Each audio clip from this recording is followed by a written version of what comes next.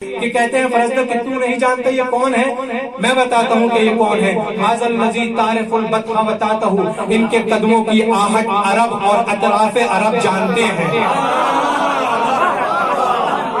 وہ نہیں جانتے یہ کون ہے. ان کے قدموں کی آہٹ کو زمین مکہ اور اطراف مکہ محسوس کرتی ہے. تو نہیں جانتا یہ کون ہے؟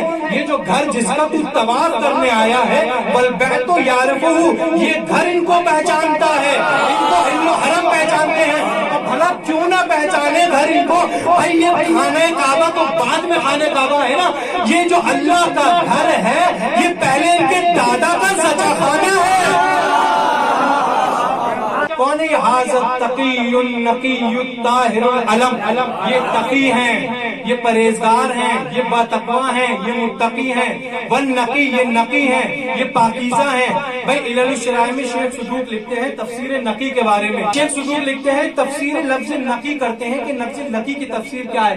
کہتے ہیں کہ لفظ نقی کا مطلب یہ ہوتا ہے جس کا یہ نام ہوتا ہے وہ اندر سے پاکیزہ ہوتا ہے.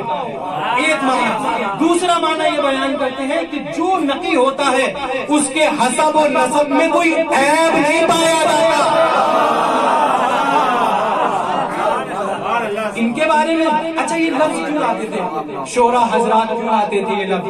امام کیوں لاتے تھے؟ حسب و نسب. جہاں پر آپ دیکھو حسب و نسب، امام سجاد علیہ السلام نے وہ خطبہ جو دمشق کی جامع مسجد میں دیا تھا اس میں بھی یہی کہا تھا کہ انبأتہ بحسبی و نسبی، میں تجھے بتاتا ہوں یزید میرا حسب و نسب کیا ہے. آخر وجہ کیا ہے؟ بات بات پر اہل بیت یا شاعر اہل بیت حسب و نسب کی بات کرتے ہیں تو اس کی وجہ یہ ہے کہ عرب میں چنندہ خاندان تھے جن کے حسب و نسب صحیح تھے.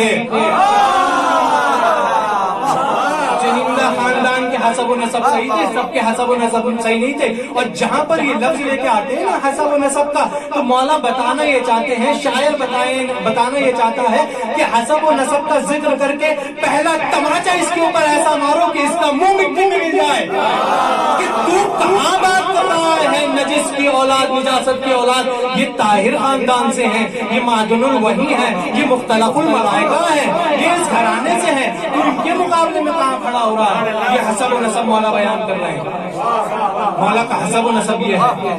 اچھا پھر کیا کہتے ہیں؟ الطاہر والعلم، یہ درخشاں ستارے ہیں جن سے ستارے بھی روشنی لیتے ہیں.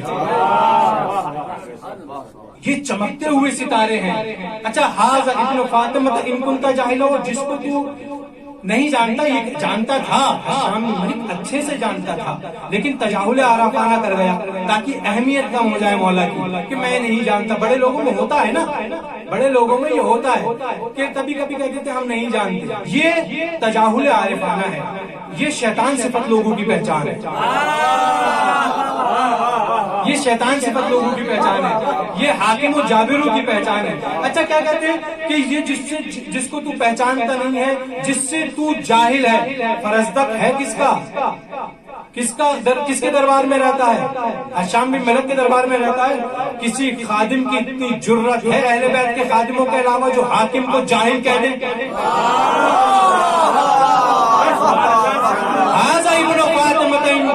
جاہلہ، یہ فاطمہ الزہرا کا بیٹا ہے جس سے تو جاہل ہے. بجدہ انبیاء اللہ قد ختموا، اور آدم، عیسیٰ، موسیٰ، شیش، ابراہیم، یوسف، یعقوب، ان سب نبیوں کا سلسلہ ان کے گھر پہ آ کے ختم ہوتا ہے. یعنی تو ان کو نہیں جانتا تو کسی نبی کو نہیں جانتا.